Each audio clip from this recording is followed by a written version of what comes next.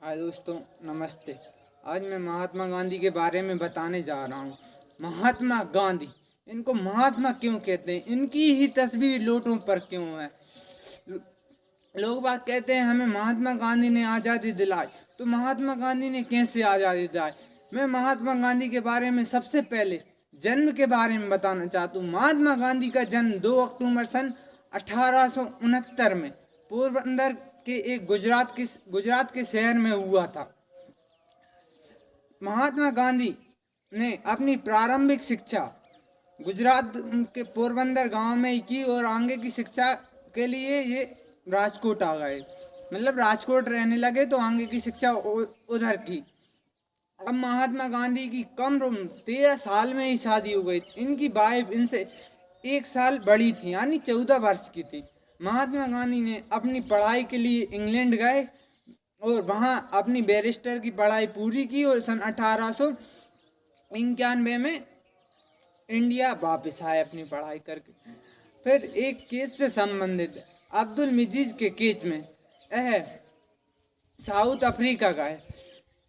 जब यह south Africa जा रहे थे तो इनका प्राथमिक श्रेणी का टिकट था और अंग्रेजों ने देखा कि ये कारा लोग ये प्राथमिक श्रेणी में बैठा है, तो अंग्रेजों ने उससे कहा कि तुम भाई तृतीय श्रेणी में बैठ जाओ, ये तुम्हारी जगह नहीं है। तो गांधी जी ने बोला कि हमने प्राथमिक श्रेणी का टिकट है हमारे पास, हम इसमें ही बैठेंगे। तो अंग्रेजों ने उसे सन ट्रांसवाल एक प्रिंसिप इस रेलवे स्टेशन पर धक्के देकर उतार दिया। तो गांधी जी को बहुत ही गुस्सा आ गई। गांधी जी का कॉन्ट्रैक्ट था 1 साल का कि भाई 1 साल तुम्हें अफ्रीका रहना है। तो गांधी जी ने 1 साल तक अपने केस से संबंधित अपने केस सॉल्व किया और अफ्रीका रहे। गांधी जी को बहुत ही क्रोध आया, लेकिन गांधी जी ने अपने क्रोध पर शांति रखी और गांधी जी ने अपना काम किया। और जैसे ही केस खत्म हुआ, फिर गांधी जी ने अपना आंदोलन स्टार्ट करना शुरू कर दिया। गांधी जी ने एक नेटाल कांग्रेस की स्थापना की। गांधी जी ने बहुत सारे लोगों को एकजुट किया और अफ्रीका की में एक सशक्त जुट बनाकर एक विद्रोह नहीं, शांतिपूर्ण एक सत्याग्रह किया। और गांधी जी ने अफ्रीका को बहुत से स्वतंत्रता दिला दी। और गांधी जी के काम से प्रभावित होकर भारतीय राजनेता गोपाल श्री कृष्ण गोखले एक बार गांधी जी से मिलने गए और उनसे बोला कि तुम अब अपने देश वापस आ जाओ, अंग्रेज अपने देश में भी बहुत अत्याचार कर रहे हैं। तो गोपाल कृष्ण गोखले के कहने पर गांधी जी सन 9 जनवरी 1915 को गांधी जी इंडिया वापस आ गए और इसी उपलक्ष्य में प्रवासी दिवस मनाया जाता है, गांधी जी के दक्षिण अफ्रीका से इंडिया आने पर। अब गोपाल कृष्ण गोखले ने गांधी जी से बोला, तुम तो पहले पूरे देश का अध्ययन करो, कहाँ कौन सी परिस्थिति है, कहाँ कितना अत्याचार हो रहा है, कहाँ क्या हो रहा है। तो गांधी जी ने 2 साल पूरे देश का भ्रमण किया और स्थिति को पहचाना, कहाँ क्या हो रहा है, कितने अत्याचार हो रहे हैं।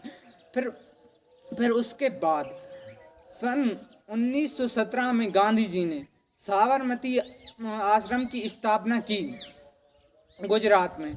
और गांधी जी का पहला सत्याग्रह चंपारण सत्याग्रह था जो बिहार में हुआ था। और फिर खेड़ा सत्याग्रह हुआ और उसके बाद गांधी जी ने खिलाफत आंदोलन किया और उसके बाद असहयोग आंदोलन किया। सन 1920 से लेके 22 तक गांधी जी ने खिलाफत आंदोलन किया। गांधी जी का कहना था हमें आज़ादी लड़ने से नहीं लेनी, क्योंकि लड़ने से मसले हल तो कुछ समय के लिए किए जा सकते हैं, लेकिन हमेशा के लाने नहीं किए जा सकते। तो गांधी जी ने सबसे बोला था कि हमें शांतिपूर्वक लड़ना है। तो एक घटना हुई 5 फरवरी 1922 को चोरी चोरा नामक स्थान पर कुछ लोगों ने एक पुलिस थाने को जला दिया। इसमें 22 लोगों की मौत हो गई और गांधी जी को बहुत ही गुस्सा आया और गांधी जी ने अपना असहयोग आंदोलन वापस ले लिया और गांधी जी को पुलिस ने गिरफ्तार कर लिया और 6 साल की सज़ा दे दी गई है। तो गांधी जी के लिए 6 साल की सज़ा मिल गई, लेकिन गांधी जी की कुछ कुछ स्वास्थ्य की खराबी के चलते हुए गांधी जी को जल्दी छोड़ दिया। तो गांधी जी ने 2-3 साल तक कुछ नहीं किया, मतलब 5-6 साल तक कुछ नहीं किया और उसके बाद फिर गांधी जी ने 1930 में नमक सत्याग्रह किया। आप जानते हो ये नमक सत्याग्रह क्या होता है? चलो मैं बताता हूँ। नमक सत्याग्रह, पहले नमक पर इतना टैक्स लगता था, इतना महंगा था कि लोग बाग उसे अफोर्ड नहीं कर पाते थे।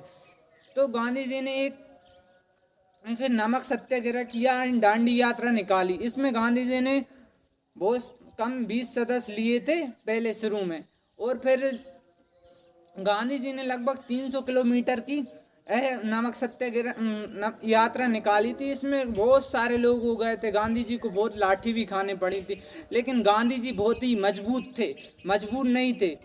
क्यों? गांधी जी मजबूत थे, उनको शांति से हर काम करते थे।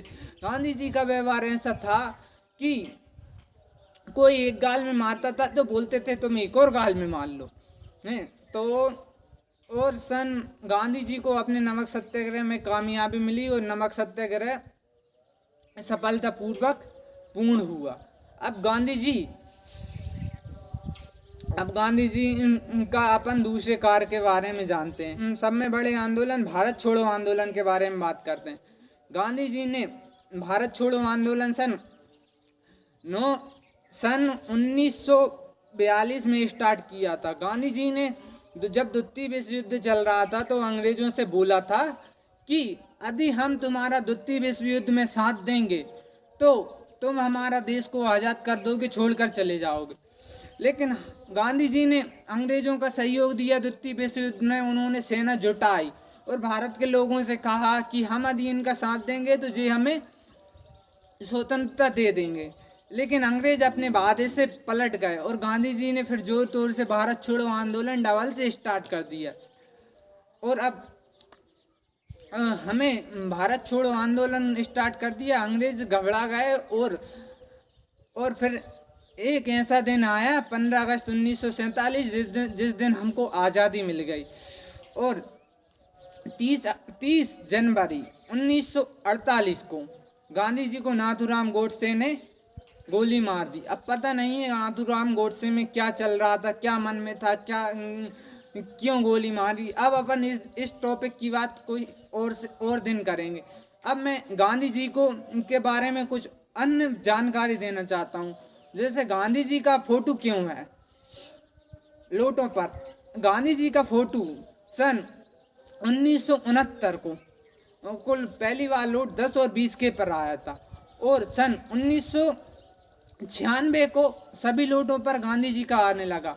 इससे पहले हमारा जो अशोक स्तंभ था उसका फोटो आता था। तो गांधी जी ऐसे व्यक्ति थे जिनके कहने पर चली थी देश में आज़ादी की आंधी। फिर क्यों कहते हैं उनको मजबूरी का नाम महात्मा गांधी।